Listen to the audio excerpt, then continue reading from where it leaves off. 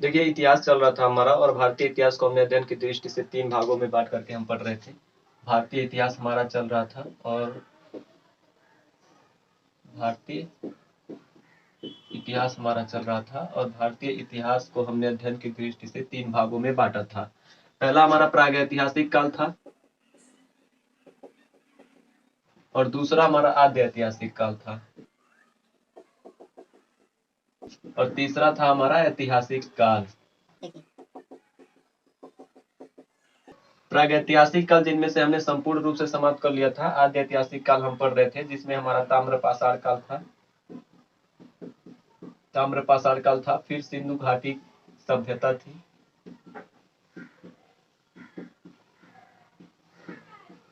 और एक नव पाषाण काल था, और फिर हमारा था वैदिक संस्कृति।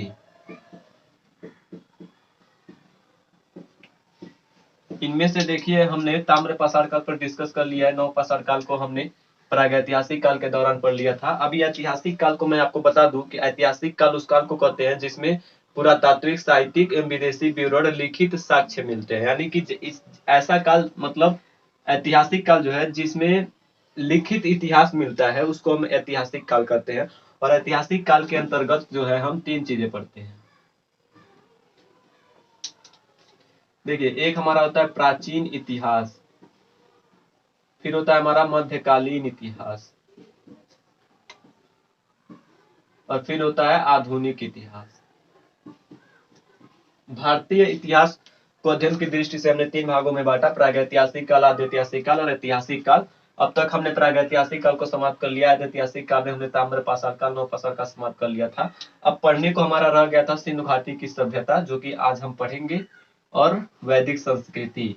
अब ऐतिहासिक काल को आज शुरुआत करने की जरूरत क्यों पड़ी, वो देखिए। जो हमारा प्राचीन इतिहास है, इसमें तो हम सिंधु घाटी सभ्यता को जो है हम प्राचीन इतिहास के अंतर्गत भी पढ़ते हैं, और वैदिक संस्कृति को हम प्राचीन इतिहास के अंतर्गत पढ़ते हैं।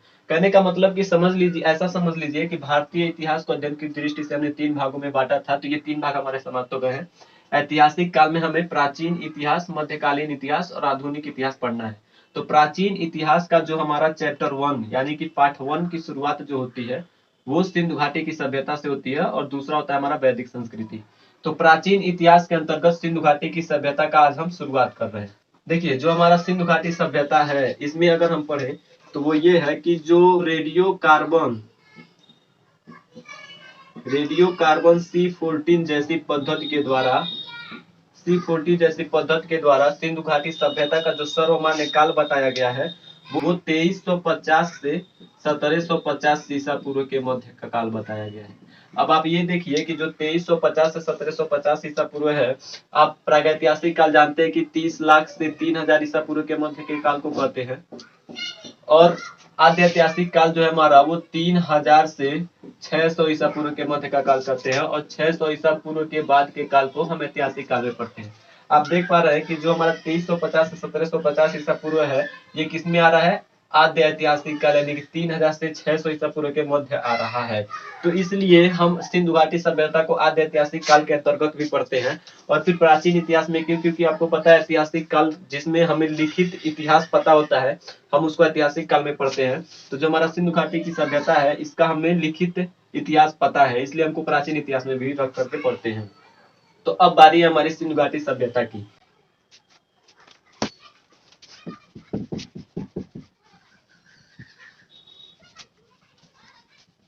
देखिए, हम पढ़ रहे हैं सिंधु घाटी की सभ्यता।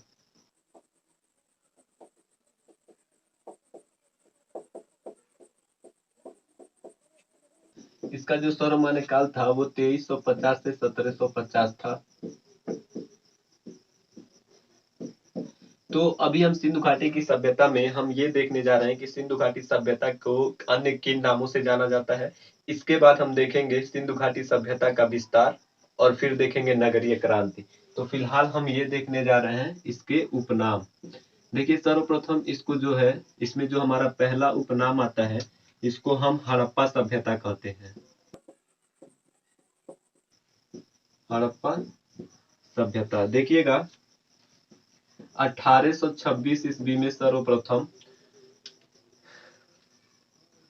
चार्ल्स मेमन को 1826 ईस्वी में सर्वप्रथम चार्ल्स मेमन को हड़प्पा टीले के बारे में जानकारी मिली, लेकिन इन्होंने उस पर विशेष ध्यान नहीं दिया। उसके बाद जो है 1853 से 56 के मध्य रेलवे लाइन बिछाते समय जॉन ब्रंटन तथा विलियम ब्रंटन को हड़प्पा टीले का अवशेष मिले, लेकिन इन्होंने भी जो है हड़प्पा की तरफ ध्यान आकर्षित नहीं किया।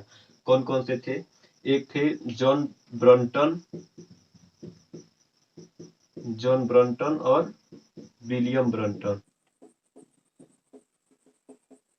उसके बाद देखिएगा 1921 ईस्वी में 1921 में तत्कालीन भारतीय पुरातत्व एवं खनन विभाग के अध्यक्ष जॉन मार्शल के आदेश पर दयाराम साहनी ने 1921 ईस्वी में हड़प्पा टीले की खोज किया।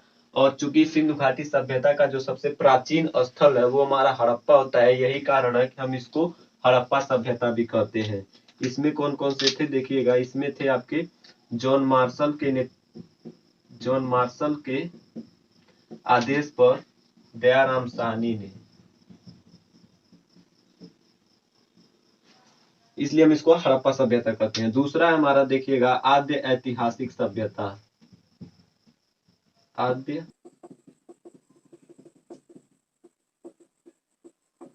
देखिए इसको हम आद्य ऐतिहासिक सभ्यता क्यों कहते हैं, जैसा कि आपको पता है जो हमारा आद्य ऐतिहासिक काल है वो 3000 ईसा पूर्व से 600 ईसा पूर्व के मध्य का काल था।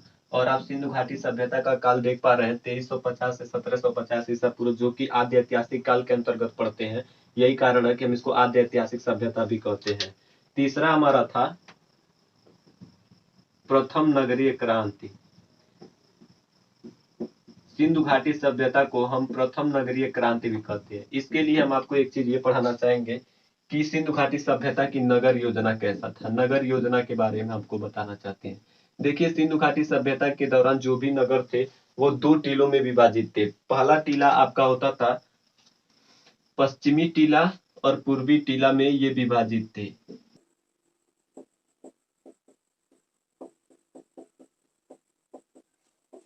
देखिए जो पश्चिमी टीला था वो अपेक्षाकृत ऊंचा था और छोटा था, जबकि पूर्वी टीला अपेक्षाकृत क्या था, बड़ा हुआ करता था। इसके बाद देखिए जो पश्चिमी टीला था इसमें दुर्ग एवं किलों के साक्ष्य मिले थे, जबकि पूर्वी टीले में नगर आवास का साक्ष्य मिला था। जो पश्चिमी टीला था यह रक्षा प्राचीर से घिरा हुआ था, इसमें एक स्थान ऐसा था जिसको हम कालीबंगा कहते हैं। यह कालीबंगा जो स्थल था यह रक्षा प्राचीर से घिरा हुआ नहीं था। ध्यान दीजिए कालीबंगा जो हमारा था यह रक्षा प्राचीर से घिरा हुआ नहीं था। इसके बाद देखिए जो हमारा प्रत्येक नगर थे वो 2 टीलों में विभाजित थे, लेकिन 2 नगर ऐसे थे जिसमें 2 टीले नहीं थे। 2 टीले नहीं थे। वो 2 स्थल कौन कौन से थे ये देखिएगा, एक था हमारा लोथल और दूसरा था सुरकोटदा। लोथल और फिर था सुरकोटदा। तो ये नगर योजना है और इसको जो सिंधु घाटी सभ्यता है इसको हम प्रथम नगरीय क्रांति भी कहते हैं। देखिएगा चौथा इसमें हम क्या कहते हैं, चौथा हमारा होता है चौथा हम ये देख लेते हैं सिंधु घाटी की सभ्यता। हम इसको सिंधु घाटी की सभ्यता क्यों कहते हैं, देखिए 1900 देखिए सिंधु घाटी सभ्यता के दौरान जो प्रथम नगर हमारा सबसे प्राचीन नगर था वो हड़प्पा था। हड़प्पा के बाद लगभग 1947 ईसा पूर्व 1947 तक लगभग 1947 तक 40 स्थलों की खोज की जा चुकी थी। इन 40 में से जो सर्वाधिक स्थल थे वो सिंधु नदी पर मिले थे, सिंधु नदी के तट पर मिले थे। इसी कारण हम इसको सिंधु घाटी की सभ्यता भी कहते हैं। चौथा के बाद देखिएगा पांचवा हमारा था सरस्वती सभ्यता। देखिए अब तक यानी कि वर्तमान में सिंधु घाटी सभ्यता के लिए कुल 1400 स्थल खोजे गए हैं। 1400 जिनमें से 1100 स्थल जो है हमारे वो कहाँ पे है, वो सरस्वती नदी के तट पर स्थित है। यानी कि सर्वाधिक स्थल जो है सरस्वती नदी के तट पर है, इसलिए इसको हम सरस्वती सभ्यता भी कहते हैं।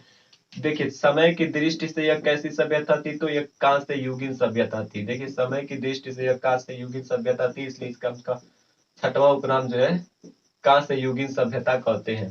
तो ये हमारा सिंधु घाटी सभ्यता का उपनाम हो गया और नगर योजना हो गया। अभी हम सिंधु घाटी सभ्यता का क्या देखेंगे, सिंधु घाटी सभ्यता का विस्तार देखने जा रहे हैं।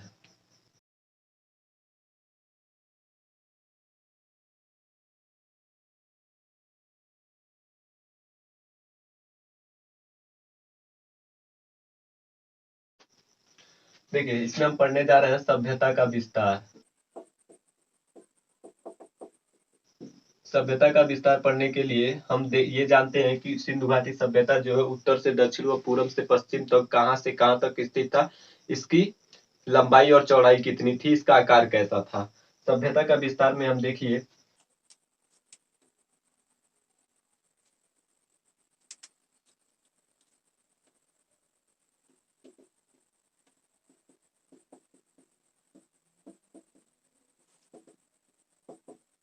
देखिए जो सभ्यता का विस्तार है हमारा वो उत्तर में जो है मांडा यानी कि कश्मीर तक था, कश्मीर में था, और दक्षिण में हमारा जो है यह दायमाबाद जो कि महाराष्ट्र, फिर भगदरा गुजरात में था। देखिए पूर्व में जो है हमारा आलमगीरपुर,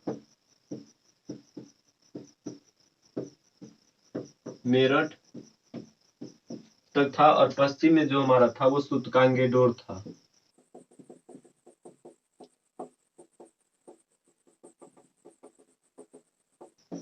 देखिए जो सिंधु घाटी सभ्यता का विस्तार है यानी कि सिंधु घाटी सभ्यता उत्तर में मांडा व कश्मीर तक फैला हुआ था और दक्षिण में दायमाबाद महाराष्ट्र तक फैला हुआ था, भगतराव गुजरात तक था। पूर्व में यह आलमगीरपुर मेरठ में और पश्चिम में जो हमारा था सूतकांगेडोर अफगानिस्तान तक फैला हुआ था। जो सिंधु घाटी सभ्यता का उत्तर से दक्षिण तक की लंबाई थी, उत्तर से दक्षिण तक की लंबाई थी वो 1400 किलोमीटर का था।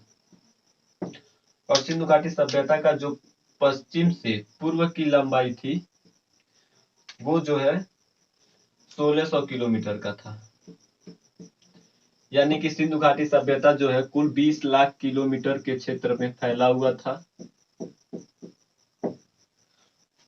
देखिए उत्तर से दक्षिण तक 1400 किलोमीटर था, पूर्व से पश्चिम तक 1600 किलोमीटर था, लेकिन इस पर जो जल भाग था वो 1300 किलोमीटर का था। ये हमारा था सभ्यता का विस्तार। अभी अभी हमने जितना पढ़ाई किया उसके मुताबिक जो विगत वर्ष की परीक्षा में प्रश्न पूछे गए उस प्रश्न को एक बार हम देख लेते हैं। देखिए प्रश्न ये है कि सिंधु घाटी की सभ्यता किस युग में पड़ता था। तो आप देख पा रहे हैं हमने पहले भी बताया है कि सिंधु घाटी सभ्यता को हम आद्य ऐतिहासिक काल के दौरान पढ़ते हैं, और हमने आपको इसके उपनाम में भी बताया कि हम इसको आद्य ऐतिहासिक सभ्यता भी कहते हैं। इसको आद्य ऐतिहासिक काल के अंतर्गत पढ़ते हैं, तो यानी कि आद्य ऐतिहासिक युग में हम इसकी पढ़ाई करते हैं, इसलिए इसको हम आद्य ऐतिहासिक युग में इसका अध्ययन करते हैं। देखिए दूसरा प्रश्न था सिंधु घाटी सभ्यता का खोज निकालने में जिन दो भारतीयों का नाम जुड़ा है वो दो भारतीय कौन से थे। एक तो हमने आपको बता ही दिया था कि दयाराम साहनी जिन्होंने हड़प्पा टीले की खोज की थी, जॉन मार्शल के आदेश पर दयाराम साहनी ने। दूसरा जो राखलदास बनर्जी हैं, इन्होंने दयाराम साहनी और राखलदास बनर्जी जो है सिंधु घाटी सभ्यता की खोज निकालने में दो भारतीयों का नाम जुड़ा था। तो ये हमारा सिंधु घाटी की सभ्यता था। और सिंधु घाटी की सभ्यता में हमने क्या पढ़ा, सिंधु घाटी सभ्यता का उपनाम पढ़ा, फिर पढ़ा हमने सिंधु घाटी सभ्यता का विस्तार,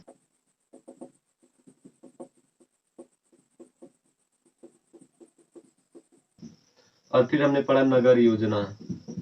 कल हम पढ़ेंगे सिंधु घाटी सभ्यता में जो उपयोग की गई लिपि, व्यापार, कृषि, पशुपालन, आगे के जो भी हमारे टॉपिक बचते हैं सिंधु घाटी सभ्यता के उन पर हम अध्ययन करेंगे।